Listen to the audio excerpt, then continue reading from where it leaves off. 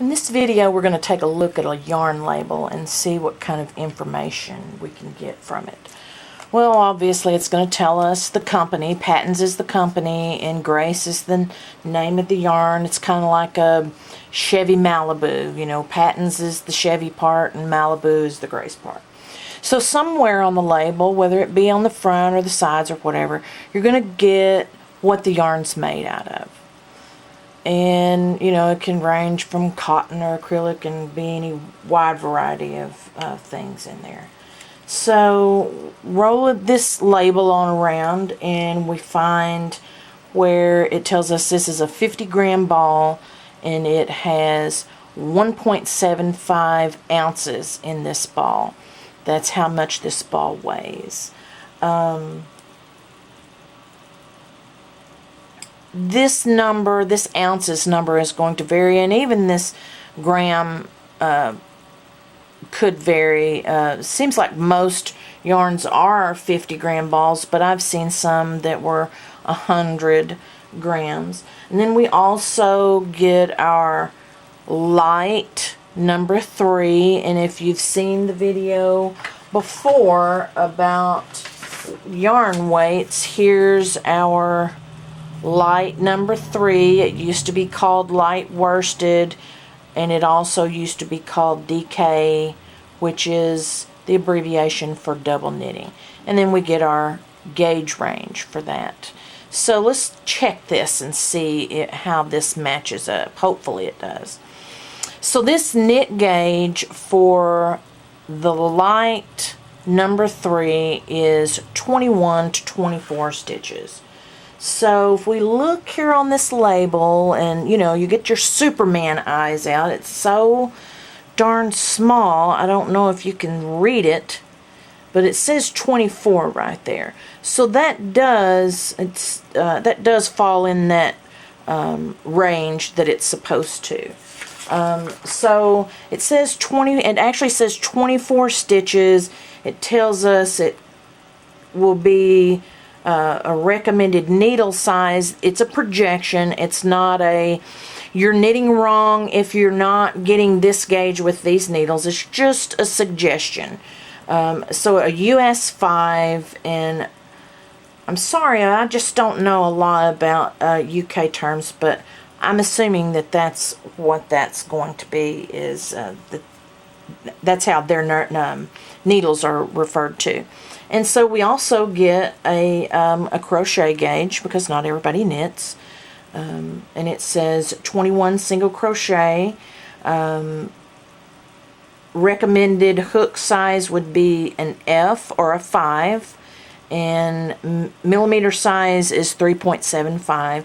And the 10 by 10 centimeters, that is right at 4 inches. So we know that this is 24 single crochets to 4 inches and 24 stitches to 4 inches. We divide the 24 by that 4 inches, and that gives us 6. So we know that this is a gauge of 6 stitches per inch.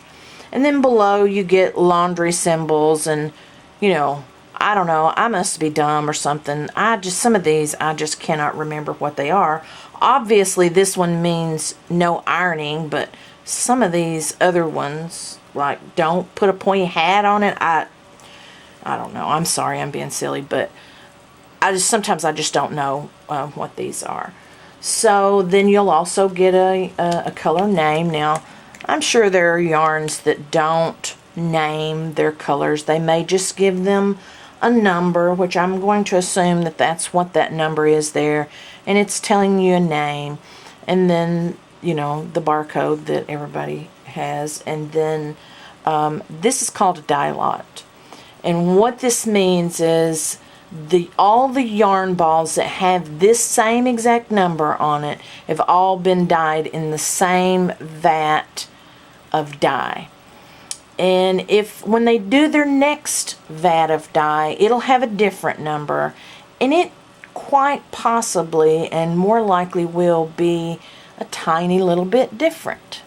And if you use dye lots, if you mix dye lots in a project, you could see the difference in when one yarn ball ends and the other one begins, with that slight difference in color. So it's always recommended that you buy the same dye lot.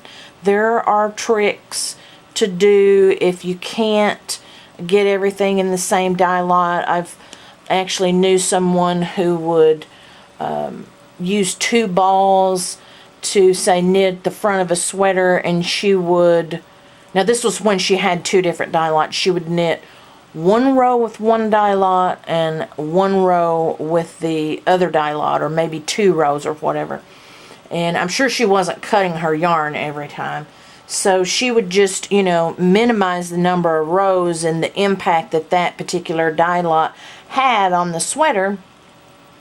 And we couldn't tell the difference. It was amazing. And then also, maybe if you think you have enough yarn in one ball to, say, knit 1 sleeve with that 1 ball, then you probably wouldn't, it probably wouldn't be real obvious either. So turn on around, we get the, what the yarn's made up of, and then we also get meters and yards.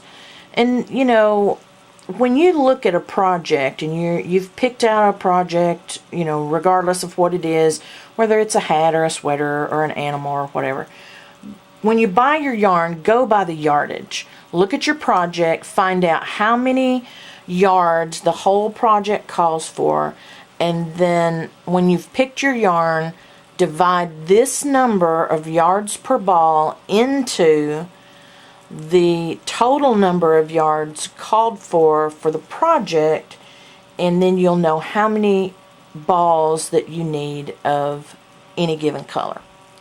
So, if it called for 100 yards, we would know we would only need 1 ball. Now, you may want to take into consideration at some point in time buying an extra ball. I always do. I would rather have an extra ball laying around that I can make a hat out of than I would to come right down to the end and only need a few more yards, and it just didn't, I just didn't have enough yarn to get it done. So I always like to buy an extra ball of yarn. So you may want to take that into consideration and consider doing that as well. Now, if you do run out of yarn, if you're making a sweater, you can always make the sweater shorter, or you can make the sleeve shorter, or whatever. So, there's lots of tricky little things that you can do to make up for that. But if you don't want to have to do that, think about buying extra yarn. So that's it. That's what's contained on a yarn label.